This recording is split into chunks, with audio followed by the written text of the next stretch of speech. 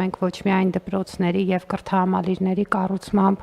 եւ դրանց նոր գույքով հագեցմամբ ենք զբաղվում, այլև դրանց հասանելիությունը ապահովում ենք նաեւ դեպի դպրոցներ եւ կրթահամալիրներ տանող ճանապարհների բարեկարգմամբ, վերանորոգմամբ ըստ անհրաժեշտ միջամտության աստիճանի եւ զուգահեռաբար նաեւ տրանսպորտային ծառայությունների ապահովման հարցով ենք զբաղվում պարոն Խաչատրյանի համակարգմամբ եւ պետք է ասեմ, որ սա իսկապես շատ կարեւոր ծրագիր է, որովհետեւ այն դպրոցները, որոնք թվեց